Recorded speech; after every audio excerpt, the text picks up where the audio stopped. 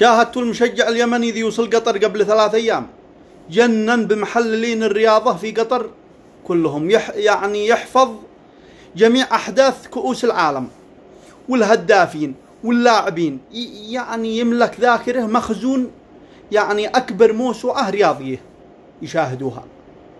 وله يعني مدفون في اليمن 40 سنة. أول مرة يحصل معه يعني لقاء تلفزيوني ذا الحين، حتى في اليمن ما حد داري عنه ولا قد واقع حتى لقاء تلفزيوني ولا مع صحفي، ولقيوه بالصدفة في قطر وعنه جنن بمحللين الرياضة كلهم. ذا الحين اجتمعوا عليه، شوفوا في هذا المجلس أكثر من 15 خبير في الرياضة، يعني من كبار الإعلاميين، على أساس يسألوه أسئلة دقيقة، وألجمهم كلهم وادخلهم في زغنة كلهم. حتى أحد يعني يحفظ أجاب عن أسئلة كرة القدم عام 1940، من يوم ظهرت كرة القدم وهو حافظ أحداثها بالدقة لا للحين ل 2022. لو تسأله إيش يعني أسئلة لا ما جنن بالمحللين. قالوا وين هو هذا الرجال مدفون؟ يعني له 40 سنة في اليمن ما حد درى عنه، وله 3 أيام من يوم خرج وها قد شاهدوه ملايين العرب. يعني بلادنا مقبرة المواهب، ولا حد شافه ولا حد أبصر. أنا بترك لكم المقطع وشاهدوه بالدقة. عام كان الحكم الإيطالي بيجي كلنا. مخي طرفته. خلاص يكفي. نصفق لك احنا سوا. لا انا ما خلصت. هاي جيب. انا ما خلصت. بعدين جمال مبارك اسال سؤال عن كاس العالم. ممكن. انا بس بسألك سؤال عن الالمان، يعني ممكن.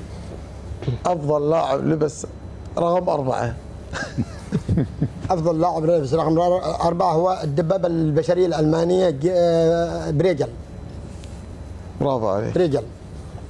ما شاء الله موسوعة خالد، يعني ترى الاستفادة حتى حق المشاهدين. ليه تسال سؤال عن ايران كاس العالم اي شيء؟ النمر الإيراني. في أي سنة تأهلت إيران لكأس العالم؟ أول كأس عالم. إيران أول مرة شاركت في نهائيات كأس العالم، في النهائيات هناك فرق بين التصفيات والنهائيات. شاركت عام 78 لأول مرة، ولكنها خرجت من الدور الأول. وين كانت؟ عام 1978 كانت في الأرجنتين. اوكي. من اللي فاز البطولة في الأرجنتين؟ فازت الأرجنتين على هولندا على الأرض المنخفضة، نيذرلاندس 3-1 بأسطورتها ماريو كيمبس. الملعب في وين؟ ملعب مونومنتال، معقل ريفر بليت. الحكم من؟ أتحداك. الحكم الإيطالي سيرجي قونيلا. تبارك. محمد كعبي تفضل. عن كأس العالم؟ اي. آخر مونديال كم ارتدى القميص سيرجيو راموس؟ عيد ما سمعت.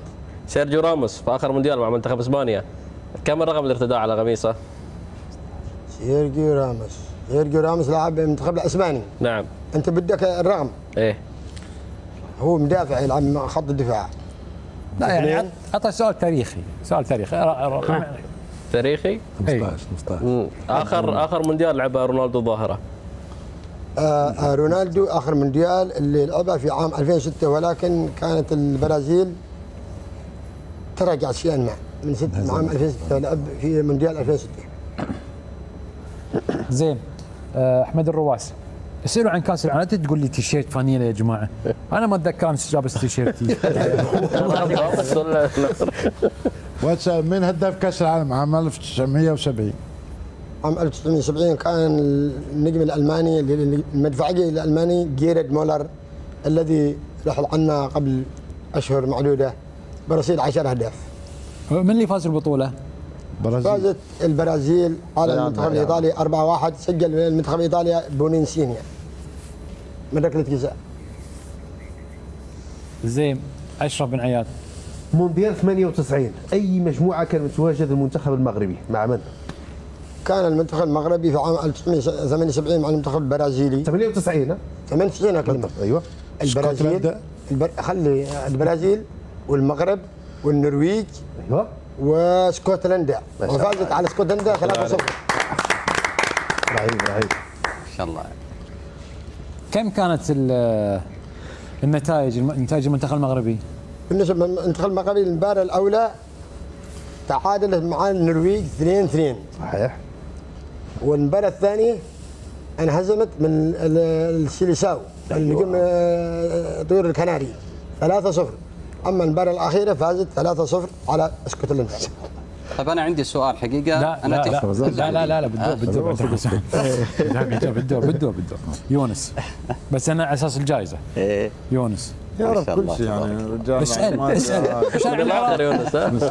شاعر العراق كانك مدخلنا بمدرسه اختبارات. 86 مجموعه العراق منو كانت بال 86؟ 86 الأورجواي العراق. العراق شارب بيذكرني. الأورجواي العراق اعتقد بولندا. الذاكره خانتني شيئا ما بالمنتخب الرابع. هم تعادلوا مباراه ومباراتين خسروا. سجل احمد راضي المكسيك 86. المكسيك ها والأورجواي والعراق. تمام هيك تمام. لا بلجيكا. هات السؤال الثاني. السؤال الثاني منو اللي سجل للعراق بذيك البطوله في 86؟ هو النجم احمد راضي، هو من سجل المنتخب العراقي. صحيح. الله يرحمه غفور يسكن الله يرحمه. هو اللي راح مرض كورونا هو وناظم شاكر رحمه الله ترشاه. الله يرحمه. اي سؤال كمل عن الجزائر.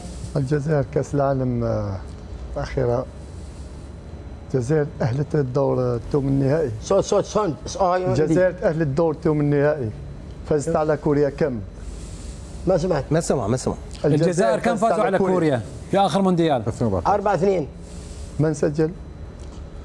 سجل سلام سليماني وسفيان فغولي. ما شاء الله. وسلام سليماني سفيان فغولي. الله يرحمه. 4 كل لاعب سجل هدف. سلام سليماني سفيان فغولي جابوا سجلوا هدف. باقي 2 اريد ان اذكرهم. فيروز جابوا ابراهيم. جابوا ابراهيم. عبد المنعم جابوا وابراهيم. وياسين ابراهيم. ياسين ابراهيم. اسامه عليها ضغط من امس، عليها ضغط قوي. انت تحب الضغط. رسائل تلعب مع الضغط. اتصالات يعني كثيره قاعد تعبتني. ضد السيتي قاعد تلعب. تعبتني الرسائل والاتصالات المكثفه. انت في المجلس ها؟ حياك الله. بتاع اتصالات منين؟ صديقي، من سجل اهداف المنتخب المغربي ضد البرتغال في 86؟ شنو قال؟ من سجل اهداف المغرب ضد البرتغال؟ كريمو. 86.